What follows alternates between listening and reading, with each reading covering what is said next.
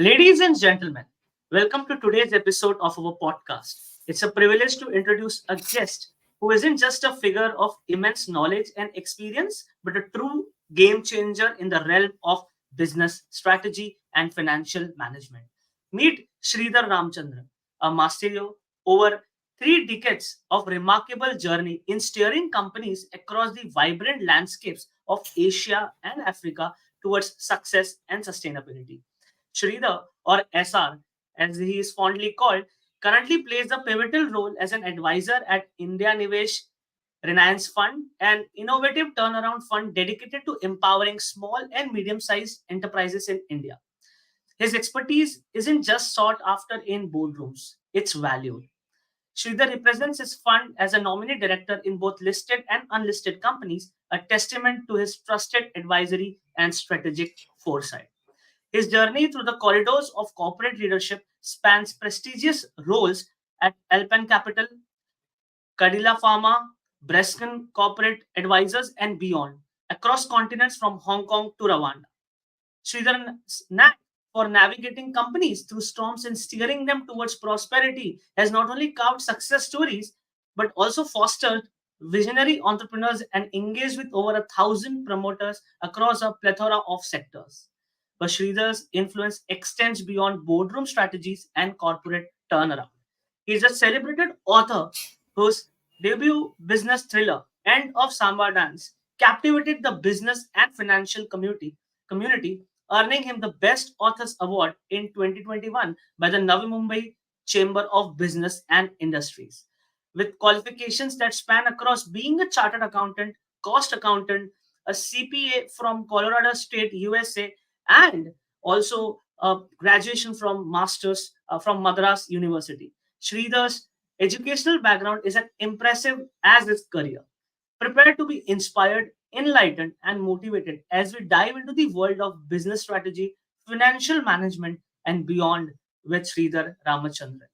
Hi, Sridhar. How are you? Hi, Sagar. I'm good. Always.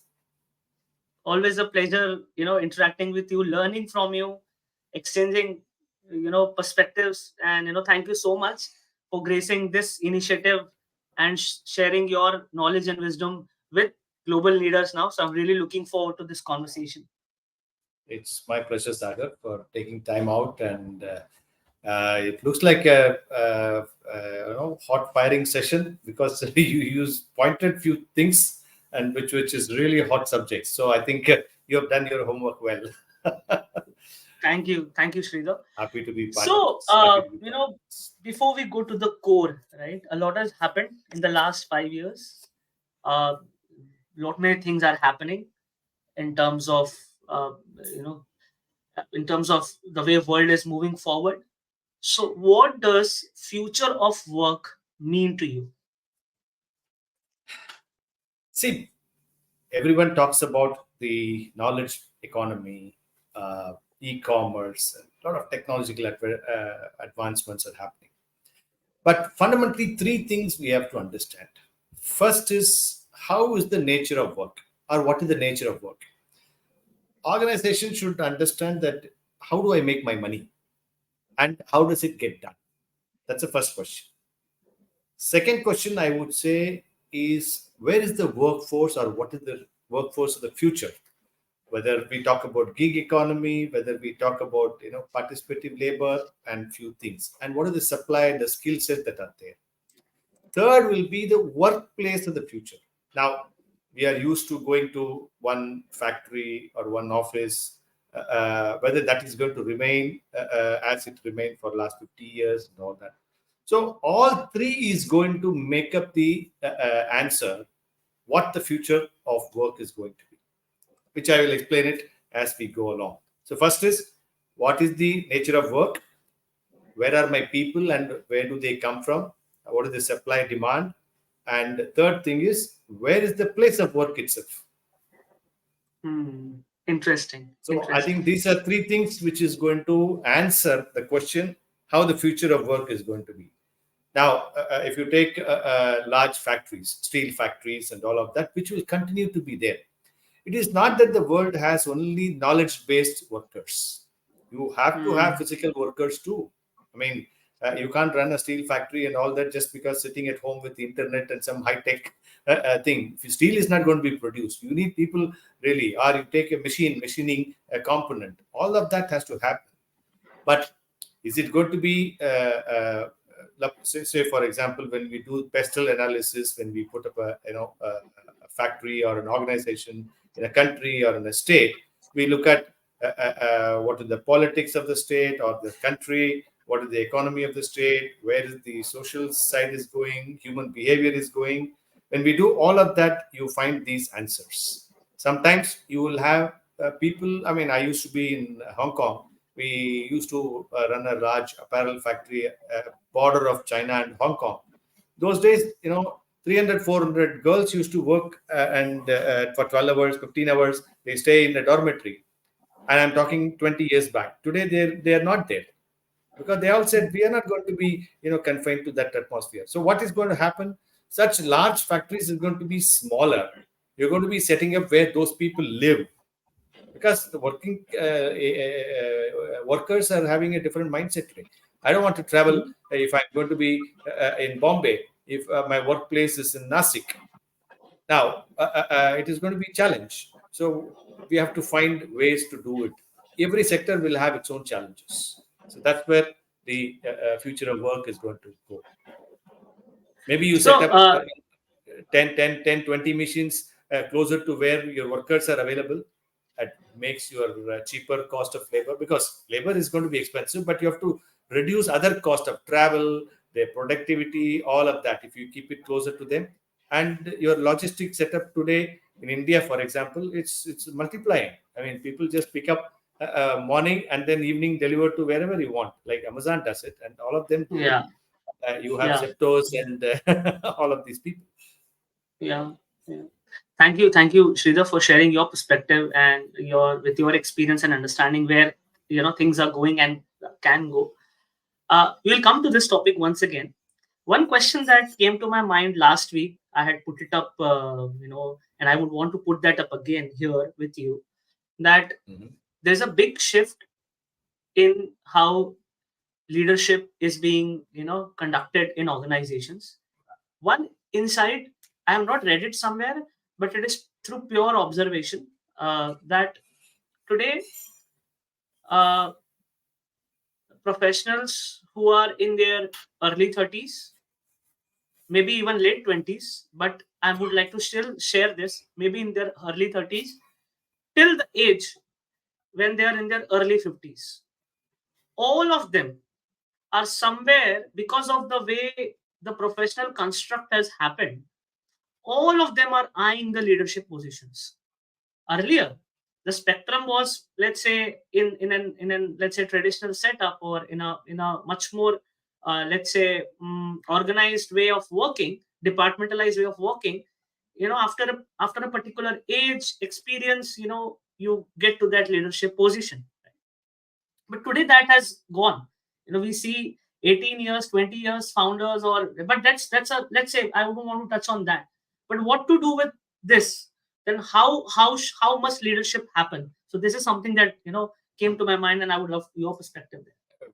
Good question. See, ultimately, Sagar, it is the aspiration. See, when I used to start, I mean, I started my career as a typist, and I used to earn 10 rupees a day when I was 17 years old. That time, when I finished my graduation, I thought 300 rupees will become 600 rupees. That was my mindset. The moment somebody said, why don't you do chartered accountancy? Once chartered accountancy is done, oh, I can now leapfrog, right? And I was in Hmm, 23, hmm, 24. hmm. I can leapfrog.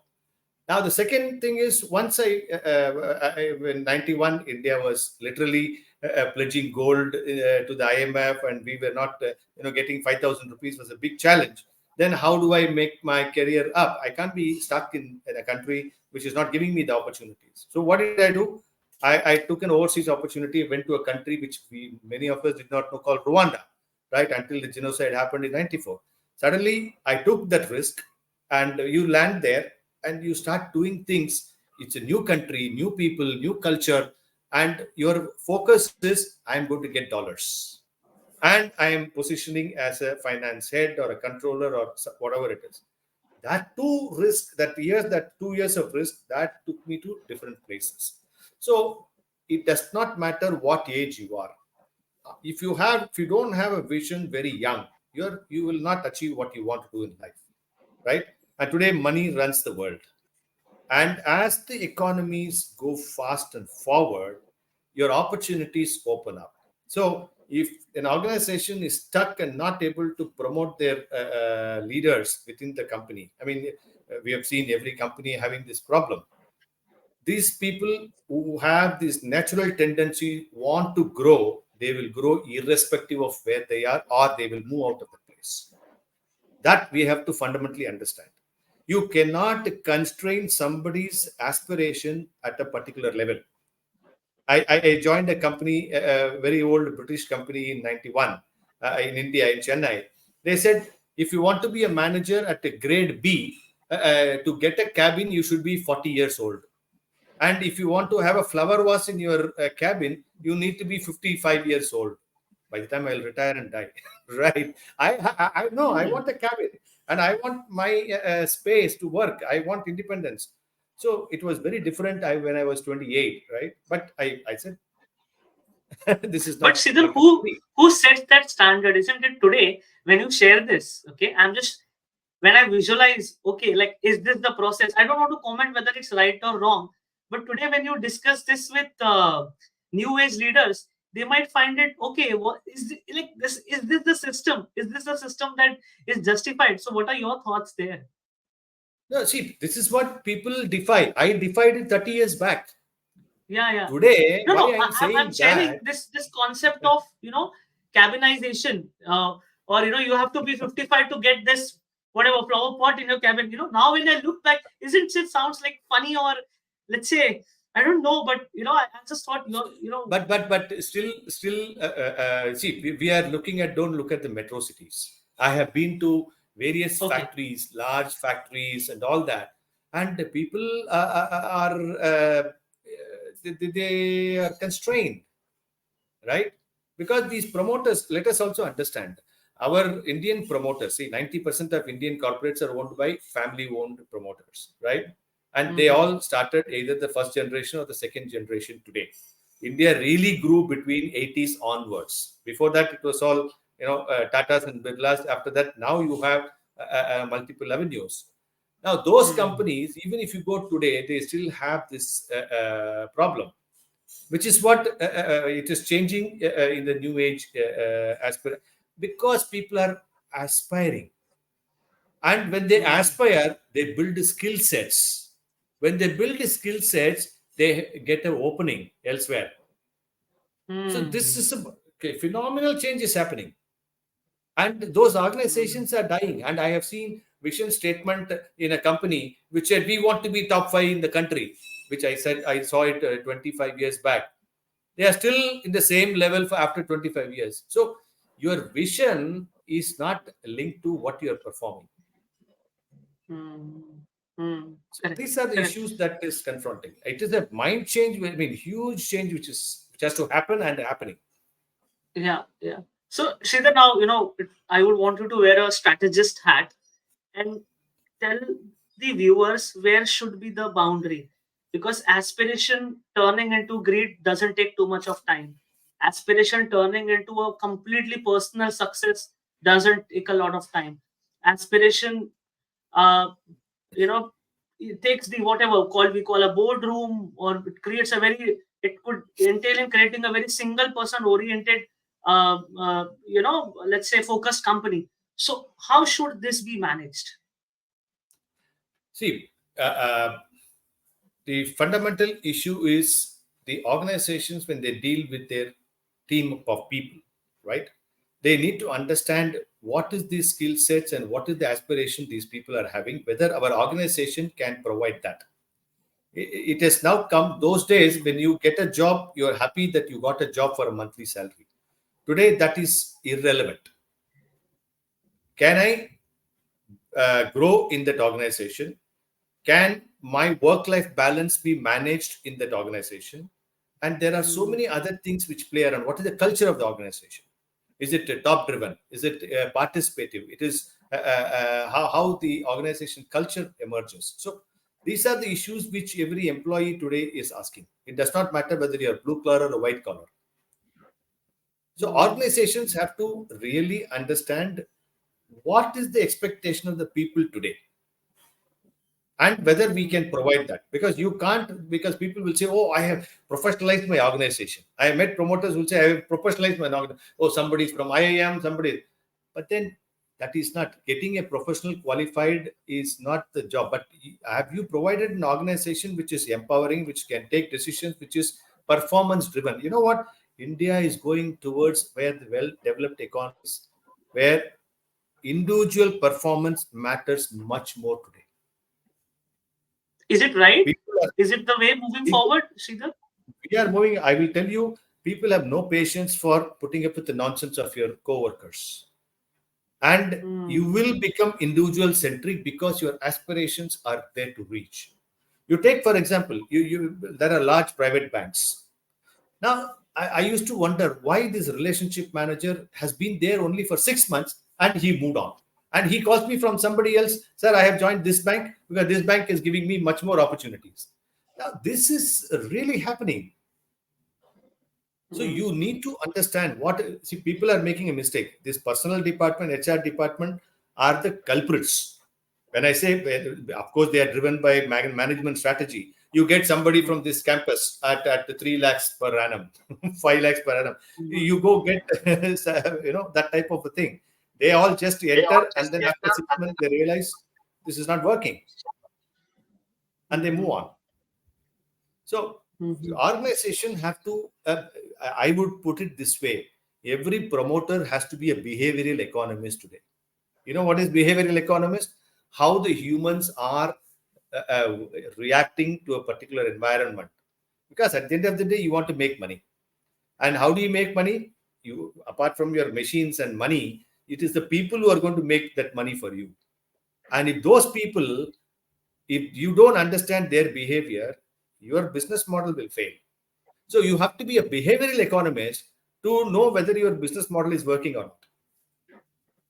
And what are some of the baby steps? Because leadership teams and for that matter, even employees, they are really engaged with their day-to-day, targets or whatever they have committed, be it terms of OKRs or KPIs. So, what are some of the baby steps we can take to become to be aware? I would say of our own actions plus, the behavior to identify the behavior in the organization.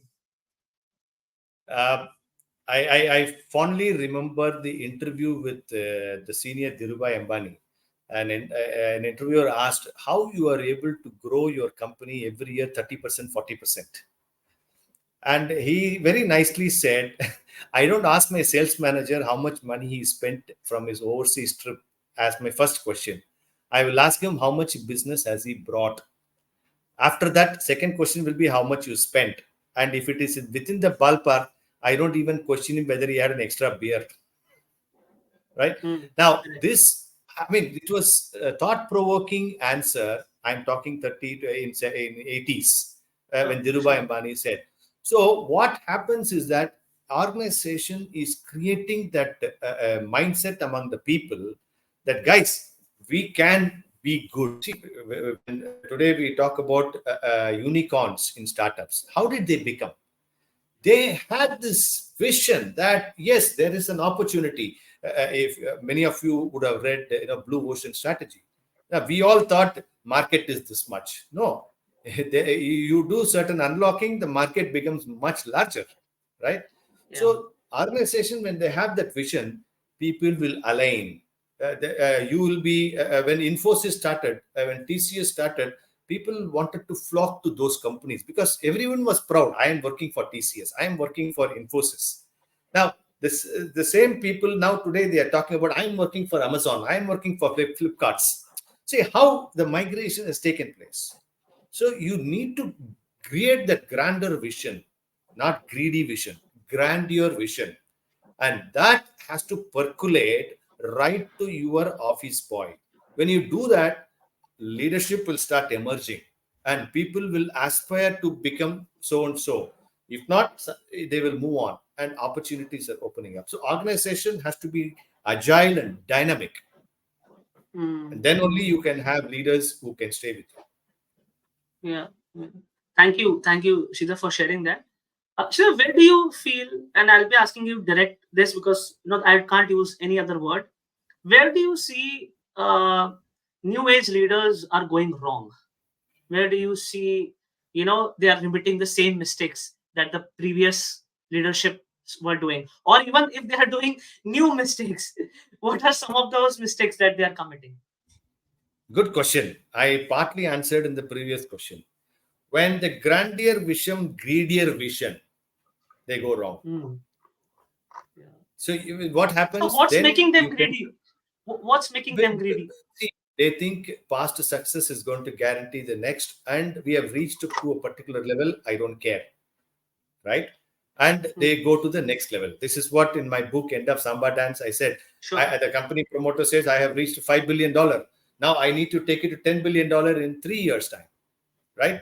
And then Yeah. when you want to do that, promoter's objective is capital is in short supply. So let me get the capital when I'm in strong position, and I need to get certain concessions from the government.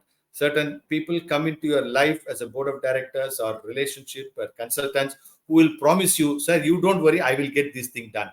Come what may, I don't care how you get it done, you do it. See, this is another problem. Some leaders make this mistake. I don't care how you get it done, you get it done.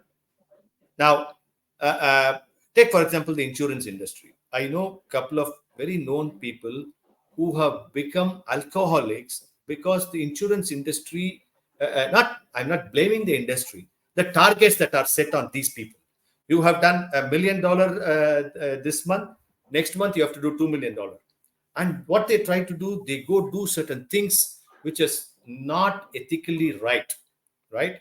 And in the process, say for example insurance company, the policy holder says, I don't have money right now, I'll pay you beginning of next month. Why don't you pay it on my behalf? I will pay you. And what happens, you trust those potential policy takers, and you go pay 10 lakhs from your money and say log into his policy. And then when the real money doesn't come, you get into trouble, right?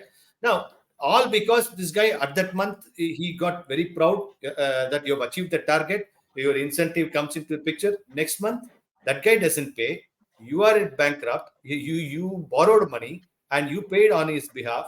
So this is where process has to be established. Now you get Hmm. things done, but is it done ethically? Because I've seen certain people who are target driven. I don't care what you do. I need this to be achieved, but they don't tell them that it has to be done ethically. It has to be within the boundary, right? Don't cross that boundary. So if you have this vision to grow, make it ethical and with a good governance. Otherwise, that will not sustain. 1 month you will sustain, 1 year will sustain. We have seen how many cases fallen down. Like for example, Paytm, how it started and where it is and where the governance failed. Take, for example, Byju's. These are all classic example. It is the public domain. We all know what happened, why it is happening, and how it is destroying the unicorns. So, Sridhar, leaders watching this podcast, maybe live or maybe over the weekend when they will get time, they will listen, they will introspect, they will see, oh, yeah, the points are right, but then action needs to be taken. What's stopping them from taking action? And I would like to put this again with these two examples, Byju's and Paytm, because even before things happened, I'm sure the media covered enough for us to understand things are going to go the other way, right? So, what are some of the action steps that leaders must take who are listening to this podcast or otherwise so that things don't happen? Like when they will I will tell become you. action Yeah. oriented. See, in any business, if you don't have proper risk management systems in place, then Mm. you get into this spiral because you don't know Yeah, what is yeah. happening around you. Overnight, your business model goes for a toss, right? Risk management is not just about what can go wrong. You have to what can go wrong in your strategic issues. whether it is a Yeah. business disruption. Somebody can come with the newer business model which can throw you out, right? And technological obsolescence or customer concentration. Today it is the ESG, which is environment, social, and governance all put together.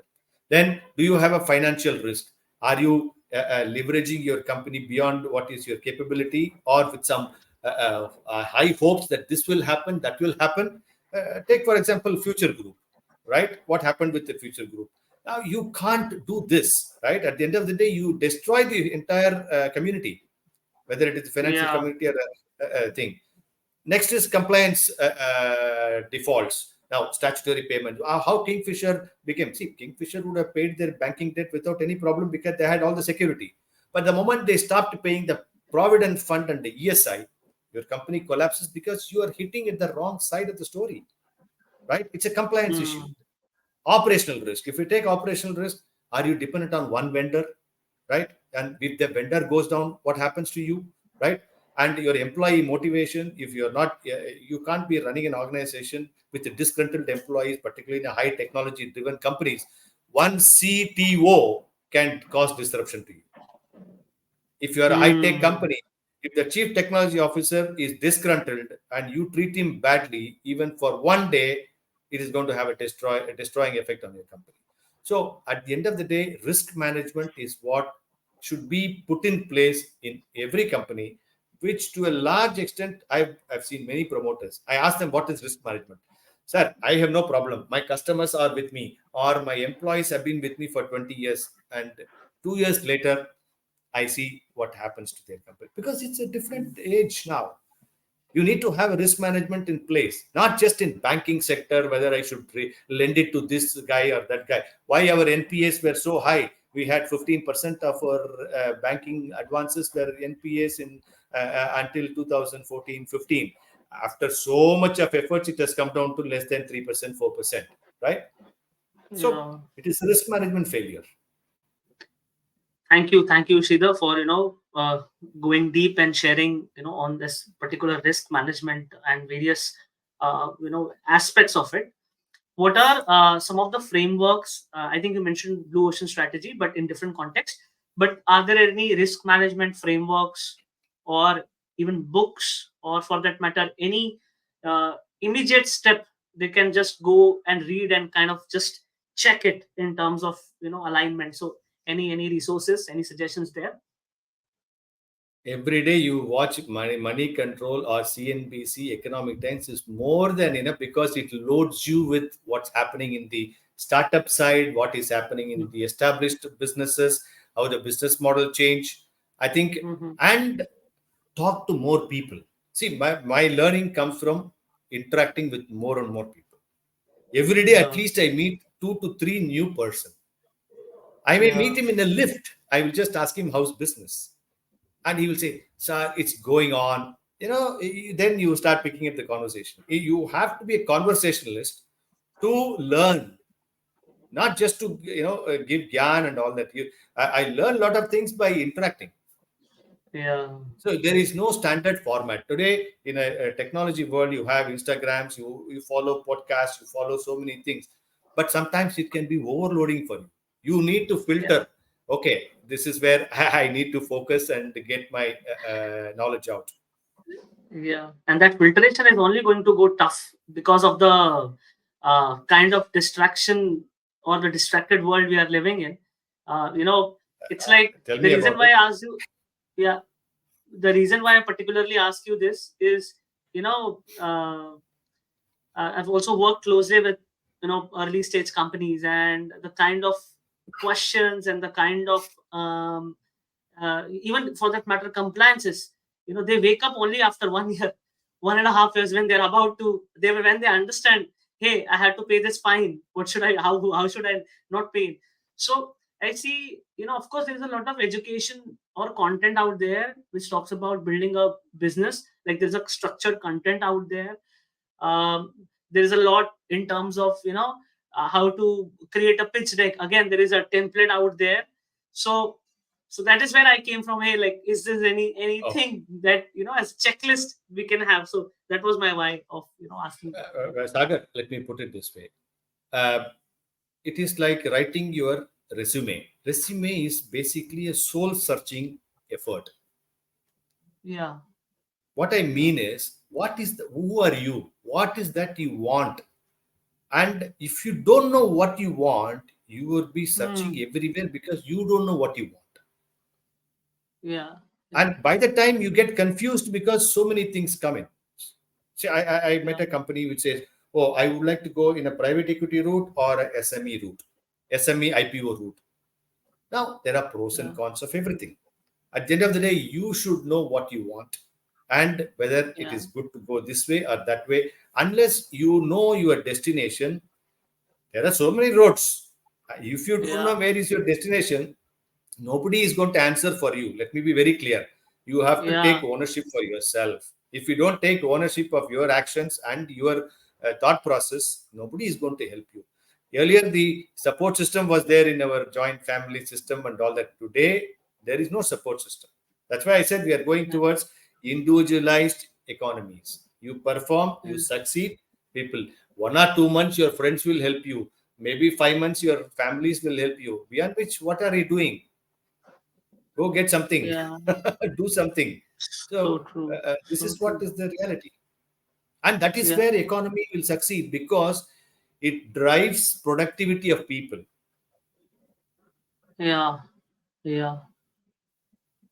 Yeah. And I think the whole point of, I mean, when I asked you the future of work, so one of the, again, thank you for bringing this up. I think I'll touch upon a, wonderful topic that, came to me. But before that, that is where ultimately we are moving from, let's say, industry 3.0 to 4.0, or maybe we can call it 5.0, where at the moment, from an economic standpoint, we are still following a lot of processes that were developed in those times. Okay, well, that was necessary.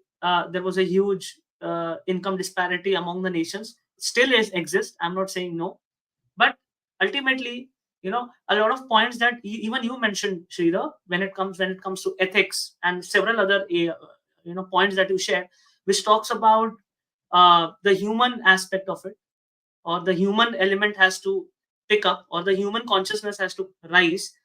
That's how, when I ask this question, always I ask this particular question to guests, what does future of work mean to you? So in one thing that comes to me is that yes, we want to create a world that is productive, which is important, uh, economically stable, important. But what about the fulfillment of the work itself and the experience of doing work itself? Because any which ways we have solved a lot of concerns. This part is the missing piece, and now fortunately, with the kind of technological advancement and with the kind of world we are living in, even this is possible. So I would, so here I just this came to me. So here I have two questions for you, Sridhar. Number one, I have seen not only people who are searching, let's say, their next job. I am sure you have also come across leaders who are searching their next startup, or maybe some leaders who are like, okay, I have made 500 crores. What next? And in all the three scenarios, they're having sleepless nights. They're stressed. Okay, so something with this fundamentally is something is not, let's say, correct here. So that's question number one. And question number two, with the rise of this tech and everything, and the kind of democratization of work that has happened, let's say from a Gen Z or a millennial standpoint, they all have the freedom to now choose or to be part of initiatives. uh, but so what, how can they identify and construct a reality? Because Sridhar, in your case, when you had to move out of India, you had no choice or a limited choice you had to take. But now choice exists, but at the same time stress exists. So first, the leader ones, how do they find the why, and then the Gen Z one. See, I again comes back. I come back to the question: what is that you are aspiring in your life? Mm-hmm. You want money, or you want to create something legacy out of your life, or you want Mm-hmm. to do some charity work which gives you satisfaction, or you want to pursue something which gives you mental satisfaction. Now, Yeah. uh, uh, and all four can also exist simultaneously, provided your mind, okay, I need to ensure that every month I need to get at least 2 to 3 lakhs so that my Hmm. household runs and I have certain basic necessities met. Number one. Hmm. For that, how much hours are you going to spend and how are you going to spend that? And where do you want to get that out? Right? Why we say gig Hmm. economy is going to become order of the day as we go along? Because where your skill exists, you tap it and go and find that skill. In a week, say maybe 2 days, I'm able to get this thing done. So I get 2 lakhs a month. Okay, number one. Hmm. Number two, Hmm. I'm interested in doing some social work with an educational institution. Go get partnered with somebody and go do some volunteering work there. Number Hmm. three, you want to go for a holiday with your family, spend some time. So stress. Now, if you take leaders, now I have a brilliant business model, and this is going to be a unicorn. Hmm. You have no choice. See, stress is a whether it is a positive stress or a negative state, you have to identify. I can't get worked up on a daily basis. It is this, it is that, it is this. I have to do it. Now, every stress, you can take it negatively and get bogged down with that because fear takes over. Hmm. If the Hmm. stress is put into positive side, confidence comes in and you will outline, Hmm. okay, this is where I am getting stressed. Okay, why? Maybe I am not getting a proper guy to run this particular function for me, or I am not in a position to get that particular technology work for me. Now, once you identify those are the bugging things, see, sometimes our intuition, when you get up in the morning, for no reason, you will have some butterflies in your stomach. Sometimes Hmm. it could be great. Sometimes, why is that I'm having this feeling? Is something bad going to happen? Some intuition happens. That day, Hmm. your behavior will be totally different. So similarly, you Hmm. have to identify. Can uh, let me tell you. I mean, I don't want to Sure. just give Sure. a gyan. I lived in Rwanda, and we left in '94 when the country faced a crisis. Million people were killed. My company was bombed, and 50% of my workers were hacked to death, and we all leave. We were in Indonesia in 97, 98. Asian currency crisis hits, and 37-year-old dictatorship falls down. Armies out on the roads, looting is happening, and we are a large company with 20,000 people. How we have to take the Indian families out? We chartered 4 Air India planes. We put them back them send them back to India safely. Then after the normalcy returns, you restart there. Then we go to South Africa, which is post apartheid in '98. I was a CEO there, where post apartheid, nobody trust any management because there was a distinction between whites and blacks, and there is inclusion was not there. Everybody was excluded in the society. And you have to integrate them when you're starting a large company. How do you relate with those people, right? In Botswana, when I started the large textile company, 1 in 4 was HIV positive. Now, how do you deal with that HIV positive situation? Now, how can you run? You can't do a HIV test on them because then it is discrimination. Then how do you still manage that company? How do you recruit people? When you walk in the line, suddenly two people will be missing on the line. I used to ask them, what happened to that girl or what happened to this boy? Yesterday, he died because of HIV. Now, these are challenges which keeps coming, and India saw recently the COVID, right? The world saw it. Yeah. Unless you want to know, and how did we manage? Did we not get our provisions? Did anybody go die of hunger during COVID because food was not available to you? Somebody managed, somebody delivered, somebody took care of it. There was a Paytm, there was some online transaction. You did not go to the bank. Somebody delivered at your door with the mask and the thing. Things happen because this is what this evolution is all about, and you need to be real. Come on, man. I have taken few companies out of bankruptcy situation, and people go brain freeze. See, fight or flight or normal situation people talk about in such situation. There is a brain freeze also happen. They don't know what to do. This is where you need to be real. who come and say, "Come on, guys, you take any family, somebody passing away in a hospital or an accident. When somebody brings that dead body home, the immediate relatives will be, mourning and crying. Somebody will be there who is unknown to you, who will come and make sure that the body is put in properly in place. They order the ice box, they put them on the thing and arrange food for all the people, coffee. How does this happen? Hmm. Because you Hmm. need to be you need risk management again play in your mind. What happens if I used to fly to 30, 40 countries. I wrote my will when I was very young, when I did not have anything. I wrote a will because what happens if the flight doesn't land, right? You don't know what is going to happen. Today, after COVID, we are seeing young people dying of heart attacks and all of that. So your mind, every day or 10 minutes, you have to put yourself, oh, what can go wrong? If you can have that thought process in mind, your stress will become positive and you will start putting action in place. Wow. Though I have Interesting. given different analogies, but the answer is the stressful people have to convert that negativity to positive side. And I will tell you, I have seen brilliant people who have done exceedingly well. Yeah. All Yeah. they knew Thank was you. where did I go wrong and how do I correct it. It's a self introspection. I have done Yeah. few things wrong, but how do you correct it? Imagine when Rwanda goes to toss or Indonesia goes to toss, my job was at stake. You are one-way ticket back, man, to India, and you are away for 18 years. Who's going to give you a job in India? Nobody will say, "Oh, Sridhar, you are an old chartered accountant. What do you know about finance in India? Has changed, right?" But I have been in India for 15 years, and I'm happy and enjoying and contributing. India is the best place in the world today.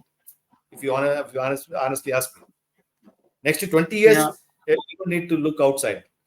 I wish I'm Yeah. young. I'm in 30s. Yeah. I will Yeah. do wonders. Yeah. Not that You're I'm young, Sridhar. You're always young. Thank you for sharing some of the experiential learnings and connecting the dots by sharing a simple insight, powerful insight. Please get this one question sorted. What has happened wrong, or what can go wrong, and what can I do if it goes wrong? It's a simple question, but I think the the real question is, am I taking the action even in implementing that question? So that's the real question for the viewers. So thank you, Sridhar, for sharing that. So what are some of the top skills that one must look at if they're leading a company, or if they're in the boardroom, or for that matter other observations, Sridhar, that you feel, okay, these are some of the skills that needs to be focused, especially for leaders. See, take for example boardrooms. Now, I am part of another organization called Mentor My Board. We train aspiring board members, right?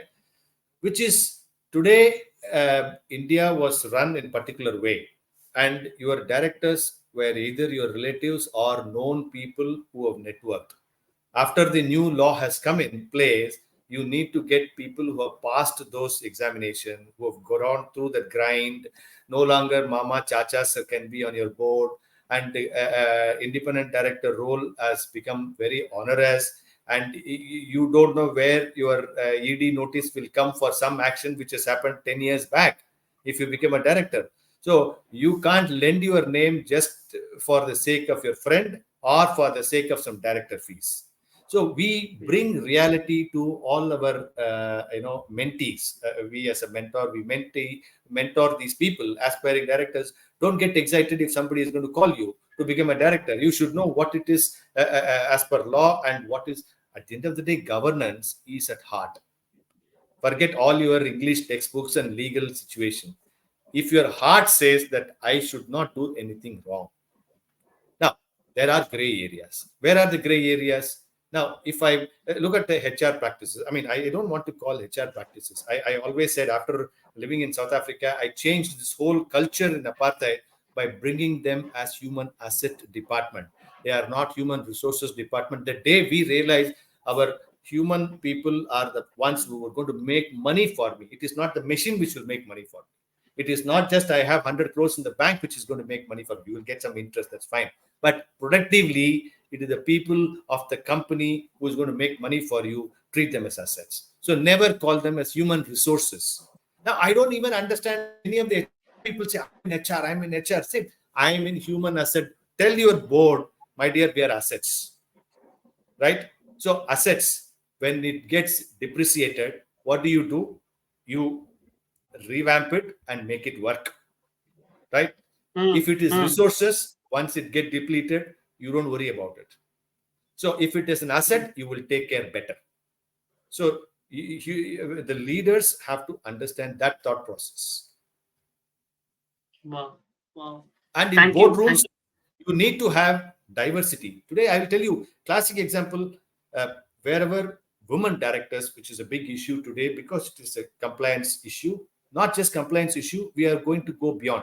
Today, we have about 18-19% of boardrooms filled with women participation on the management and boards. Now, it has to go to 30-40%. You know why? I'll tell you. When India produces 355 million tons of food grain, you know who produces 50% of it? From 52% of women workforce in the farms, they produce the 355 million. If we have 232 kilos of food grain per person per year, it is produced by women. Now, why we can't do it in management? Don't give this IT sector and the financial sector alone in women participation. When I used to live in Indonesia, my weaving worker, which is a heavy machine, will be done by petite Indonesian women. And in India, oh no, no, no, no, these women cannot lift this blood. Stop this, you are creating discrimination. They will do it. Let me tell you, women are much more capable. When they sit on the board, they will be conscience keeper. They are the best finance managers I have seen. And they will not let you do things wrongly because they will be very happy, very, very conscious of compliances. They will say, have you paid this Mm, on time? Have you done this? So you need to have that diversity on the board. And people think, even when you disclose what you need as a board of directors, I will ask them, what do you expect from the board of directors? Don't just tell me, I need a chartered accountant, I need a lawyer, I need a woman director. No. Which business are you in? Do you want what value addition from the board you need? Or you are just going to ask them to sign the papers that you are submitting, management submitting to the board members? Gone are those days. Today, board members will ask questions. Simple example, Dish TV. Last week, 50% of the board of directors were not accepted by the shareholders. Now it has gone below the threshold of the Companies Act. Things are happening. Shareholder mm. activism is happening. Somebody said, I don't want to go public because 100 shares, somebody is holding it. He will ask me why I have 10 Rolls Royces. Now, my dear, come to this real world. When empowering happened, today, when I look at the demat accounts in India, in 2014, it was about 23, 24 million demat accounts. Today, it is 140 million demat accounts. That means 14 crore people are investing. When they invest, what do they do? Who's the board? Who's the management? What does the company do? Business model, they look at it.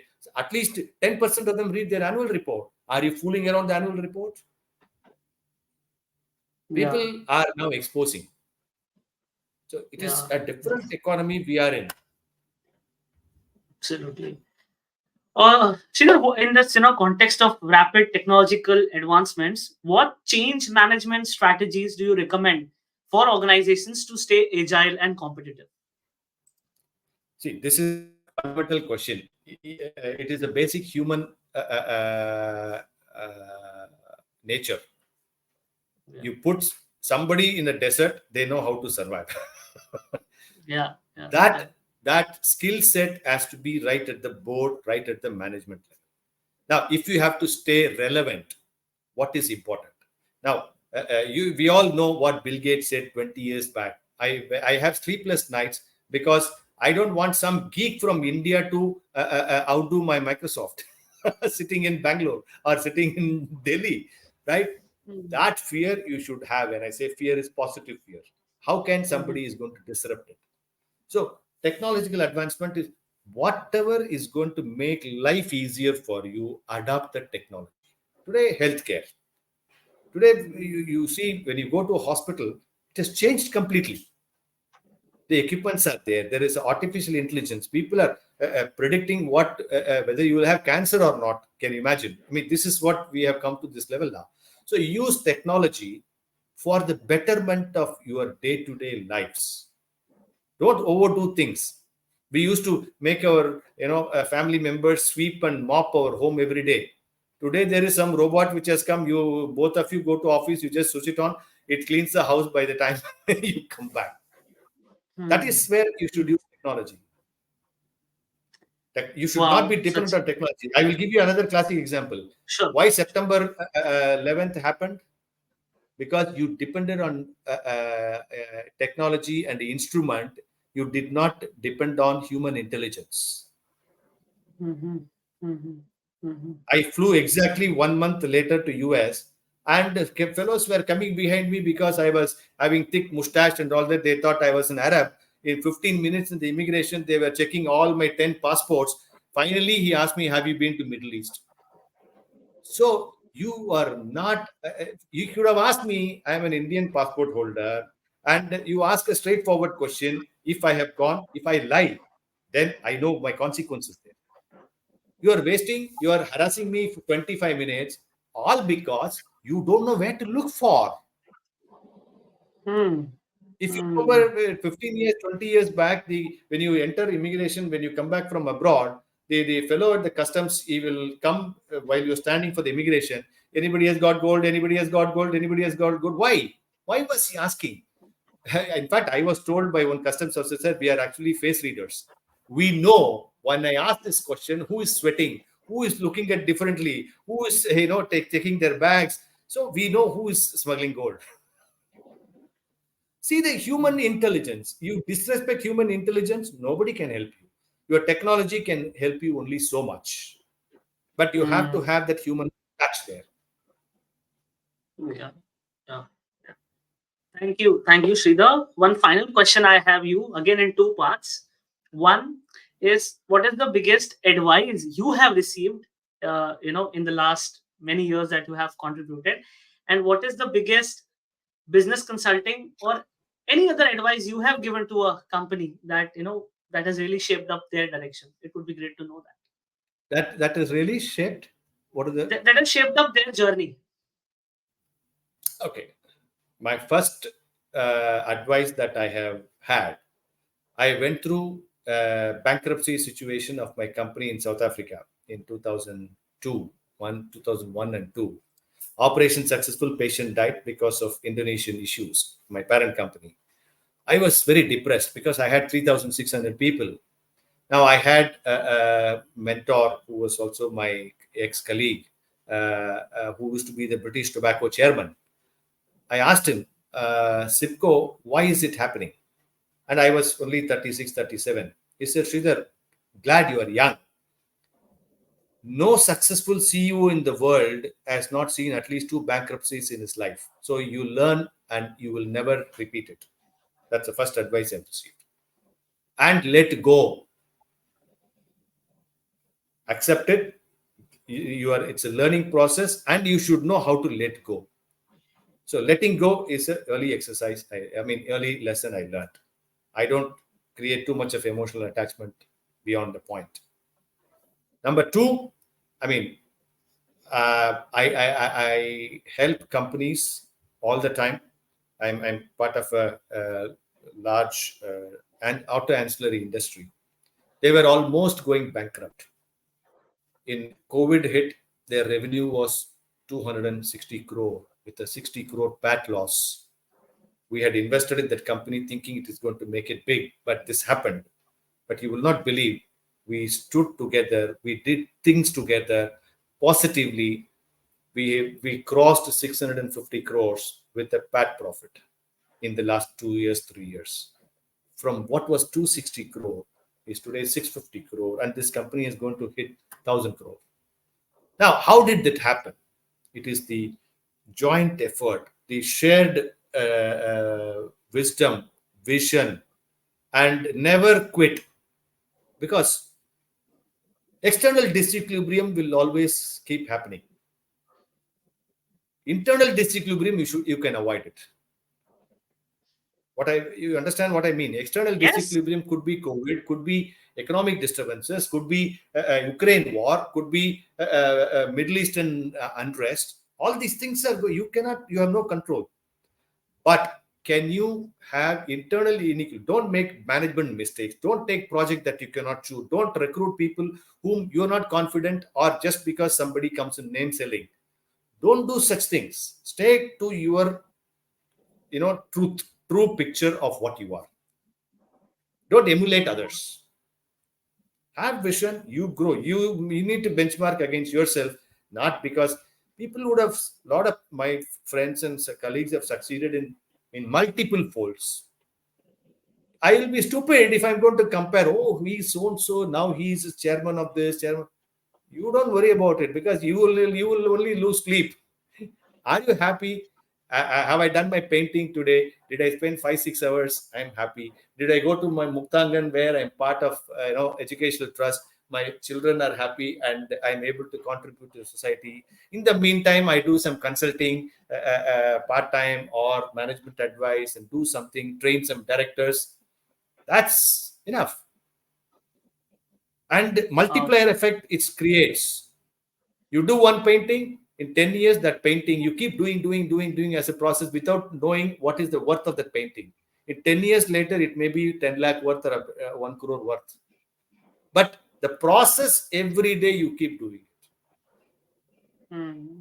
So with that, I think that answer, I mean, how I helped, I've given you a classic example. Sure, sure. Of course, of course. Just to get an insight on your, I think one very important insight out of many insight you shared is, you know uh, two things that I learned from this particular area that you addressed is, one is follow the process, keep doing it, and secondly, know your emotional boundaries, where to where know your emotional boundaries. And in fact, one more, that is, external situations you do not have control, but definitely you have a complete 100% control on the internal situations, or including your own self. So thank you, Sridhar. It was wonderful. Again, yet another powerful, engaging conversation with you. And as I said earlier, even before the start of the conversation, we are already an hour into the conversation, and it just feels like we are warming up. But then, I would love to have you once again on the podcast to share. Maybe we can take up a particular topic. I know, Sridhar, knowing you for many years, I know what are some of the interesting experiences you have had, and I just will always share this with you, and I would want to put it in the universe that, see, a lot of things are happening on Netflix and Amazon. You have so many interesting, I would say, interesting and so much powerful experiences that it can be the form of a documentary or a series. So I'm just putting it out in the universe, because I just feel that so many things to share and world doesn't know. So I think I would love to see that happen. And thank you, Sridhar, once again. Before we end this Sagar, let me conversation, tell if you have, you, yeah, I have also known you for a long time now, and I admire you, the perseverance that you have. And I watch all your podcasts. You get some very brilliant people, very accomplished people, very down to earth people. You have taken interviews and engaged with them on the leadership side, and I have always enjoyed it. And thank you so much for giving this opportunity. yes, yes. Also, Sridhar, if the viewers, if they want to connect with you, what is the best way to reach out to you? My LinkedIn, I think, is already connected, and that is easy way. Uh, Otherwise, my Gmail address is already there in my LinkedIn also. They can reach out to me. Perfect. Thank you, Sridhar, once again, and thank you, viewers, for always joining and encouraging me to have fantastic leaders, of course, Sridhar, and the other leaders that would be joining us on the podcast in the coming months. So, looking forward to having you, even the audiences, once again in the next podcast. Thank you.